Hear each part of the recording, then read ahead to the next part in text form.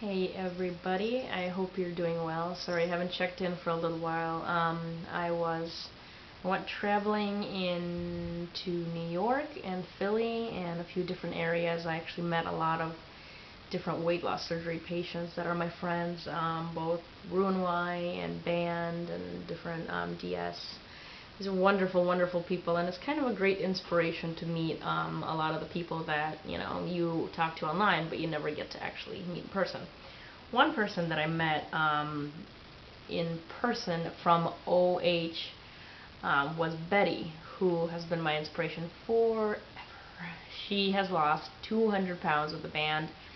She is full of energy, and I've always wanted to meet her. So when I got the chance, I came in the restaurant. I was so happy. I'm like, oh, I'm meeting a celebrity, And so it's just kind of such a sweet moment to meet somebody that is so inspiring to you, and she's keeps inspiring me because she has such a positive attitude and a go-getter attitude, and that's kind of what I'm all about. If you haven't noticed, here's Muska saying hi. But in general, I'm kind of off my plateau a little bit. I'm from 195 to 192 now, and it kind of depends on the day. But the biggest thing that I'm working on is trying to figure out why I can't eat smaller portions. I mean, the band will only go so far to get you to not eat huge portions. I wish I could say that it restricts you to the max, you can't get any more in, it hurts, it kills, but for me, it doesn't. I feel like I'm in pretty good restriction, yet if I want to eat more than a cup, I can force it down. The point is, I only need a cup to feel satisfied. And I know it to be true, I know this to be true, but I can't seem to get it through my head. When I go out at restaurants, anything like that, I end up eating my whole meal, or eating some of it, putting it in a box, and then going home and eating it there. I can't seem to not be moving my hands. I told people I think I have some kind of a hand fetish or an oral fetish or something, that I feel like I have to keep eating, or I have to keep moving my hands. I have to keep something, and so I've been trying to analyze myself. Kind of the biggest battle I've been having, but I think if I don't analyze myself in that regard, the last 20 pounds are not going to come off.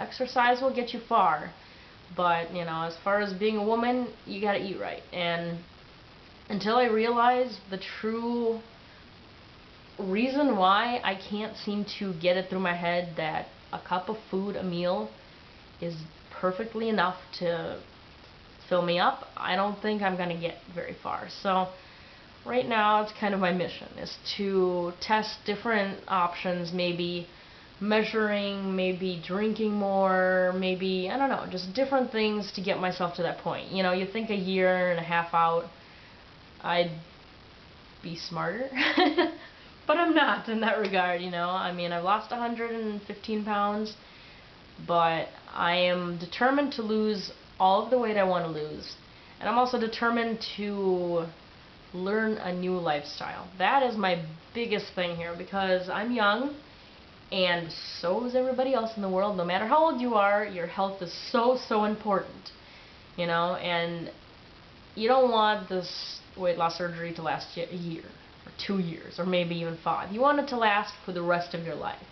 This is something that I don't ever want to let go of. Being able to be thin enough to travel, to get on an airplane without an extension, to just do the things I enjoy doing without being out of breath, that's something that I want to hold on to, and I will fight for to keep, So here I am trying to figure out this mystery of why I can't seem to control myself when it comes to portion sizes. But, lo and behold, I'll figure it out, or if you have any tips, feel free, because I've been asking people about different tips of how to get my mind into that place where I can realize that it's okay to just eat a cup and move on. I will not die. Trust me, I have much weight to still feed me if I starve. So, but tomorrow I leave on a trip to Chicago because I have to, or Chicago, sorry, I always say Chicago. I have to do an interview with the Korean consulate before I go to Korea at the end of February, so that's kind of my final step.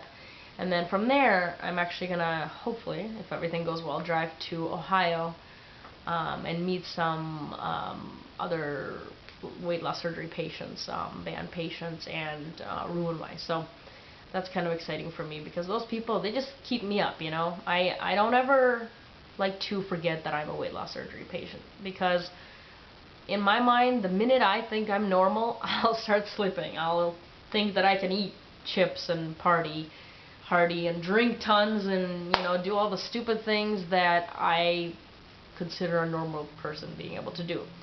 And I just need to realize that, you know, this is my problem. Other people have other problems. This is just something that I need to always watch for my health, for myself. I'm worth it.